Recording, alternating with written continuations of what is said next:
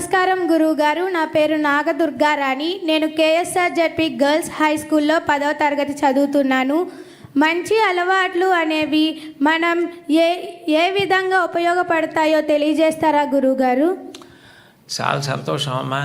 నువ్వు స్పష్టమైనటువంటి రీతిలో చక్కగా నువ్వు పరిచయం చేసుకుని ప్రశ్న వేశావు. మంచి అలవాట్లు అన్నవి నీకే కాదు, నీ చుట్టూ ఉన్న వాళ్ళకి, సమాజానికి, దేశానికి కూడా ఉపయోగపడతాయి.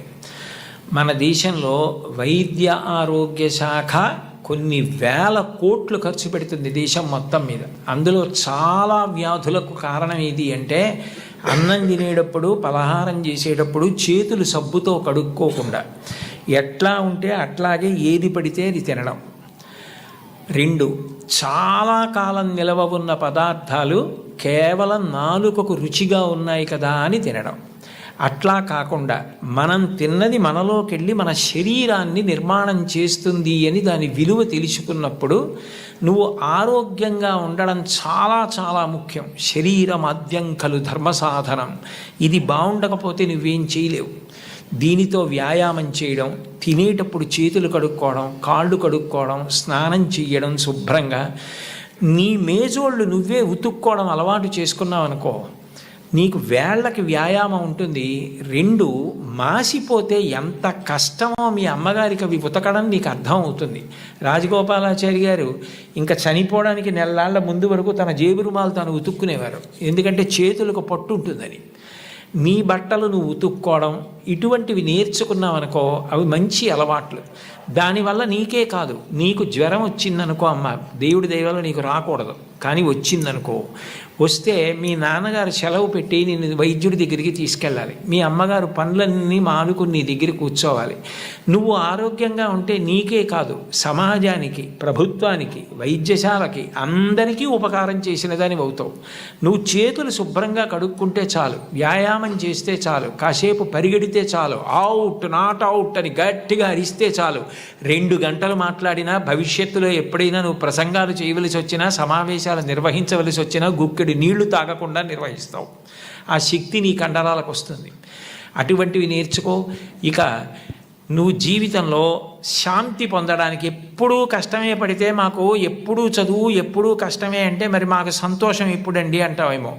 మంచి హాబీస్ నేర్చుకో. మంచి హాబీస్ అంటే అవి చదువులో అంతర్భాగం కాదు, కానీ దాని ద్వారా నువ్వు శాంతిని పొందవచ్చు. ఒక్కొక్కసారి నీ హాబీ నువ్వు చదువుకున్న దానికన్నా గుర్తింపు ఎక్కువిస్తుంది. శ్రీపాద పినాకపాణి గారిని కర్నూలులో మెడికల్ కాలేజీ ప్రిన్సిపాల్ చేశారు. శ్రీపాద పినాకపాణి గారు మంచం మీద ఆఖరి రోజుల్లో పడుకుని ఉండగా నేదునూరి కృష్ణమూర్తి గారు, విజయవాడలో మల్లాది బ్రదర్సు, వీళ్ళందరూ వెళ్ళి చుట్టూ చేరి కర్ణాటక సంగీతం పాడారు. ఆయన బై ప్రొఫెషన్ డాక్టర్, కానీ కర్ణాటక సంగీతానికి అంత పెద్ద పేరు తెచ్చారు. ఇవాళ శ్రీపాద పినాకపాణి గారు అంటే సంగీతం నేర్చుకునే వాళ్ళందరూ 2 చేతులు ఎత్తి నమస్కారం చేస్తారు. ఒక డాక్టరు హాబీ సంగీతం నేర్చుకుని అంత గొప్పవారయ్యారు. నువ్వు చక్కగా 4 కీర్తనలు పాడడం నేర్చుకున్నావు అనుకో, నీకు ఎప్పుడైనా విసుగ్గా ఉన్నప్పుడు నువ్వే ఓ కీర్తన పాడుకుంటే ఎంత సంతోషిస్తావు. మా ఊరంటే కాకినాడ, అక్కడ డాక్టర్ జగదీశ్వరి గారు ఉన్నారు. ఆవిడ పురుళ్ళు పోయడంలో నిష్ణాతురాలు, అన్ని ఆపరేషన్లు చేసేవారు. ఆవిడ ఆపరేషన్కి మధ్యలో రిలాక్స్ అవ్వలసి వస్తే తంబూరా పట్టుకుని వాయిస్తూ కీర్తన పాడుకుని వైద్యం చేస్తారు. ఇప్పటికీ మహాప్రఖ్యాతి ఆవిడ, మహావృద్ధురాలైపోయారు. ట్రిప్లెట్స్కి, ట్విన్స్కి దాని మీద మెడికల్ కాలేజెస్లో ప్రసంగాలు చేస్తారు. అది నీకు సొలేస్ ఇస్తుంది, నీకు రిలీఫ్ ఇస్తుంది. You become a reversible turbine.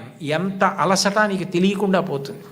Abdul Kalam గారు రాష్ట్రపతి భవన్లో వీణ వాయించేవారు, నీకు తెలుసా? ఆయన ఫొటోస్ ఉన్నాయి ఇప్పటికీ. ఆ వీణ వాయించడంలో రిలాక్స్ అవుతారు. నాకు కలాం గారు అంటే చాలా ఇష్టం, లింకన్ గారు అంటే చాలా ఇష్టం, విన్స్టన్ చర్చిల్ అంటే నాకు చాలా ఇష్టం. చాలామంది చాగంటి కోటేశ్వరరావు అంటే ఛాందసుడు అనుకుంటారు. కాదు, కోటేశ్వరరావుకి ఇంకో కోణం ఉందని తెలియదు. కాబట్టి ఓ టెన్నిస్ ఆడు, కాసేపు పరిగెత్తు, కాసేపు ఖోఖో ఆడు, బొమ్మలు గీయడం నేర్చుకో. నీలో ఉన్న ఇన్స్టింక్ట్ నీకు తెలుస్తుంది. నీకు ఏది ఇష్టమని అనిపిస్తోందో అది చేయడం ప్రారంభం చెయ్యి. నువ్వు విశ్రాంతి పొందుతావు, పేరు వస్తుంది, ప్రఖ్యాతి వస్తుంది. ఓ భాగవతం చదువు, ఓ రామాయణం చదువు, వాటి గురించి మంచి మంచి పుస్తకాలు చదువు, వాటి గురించి పిల్లలతో మాట్లాడు, అట్లాంటి హాబీస్ ఇన్కల్కేట్ చేసుకో. నీకు ఉపయోగం, నీ చుట్టూ ఉన్న పిల్లలు కూడా నీ వల్ల ఇన్ఫ్లుయెన్స్ అయ్యి అలా చేయడం నేర్చుకుంటారు. ఏమ్మా? శుభం భూయాలు. ధన్యవాదాలు సార్. టీచర్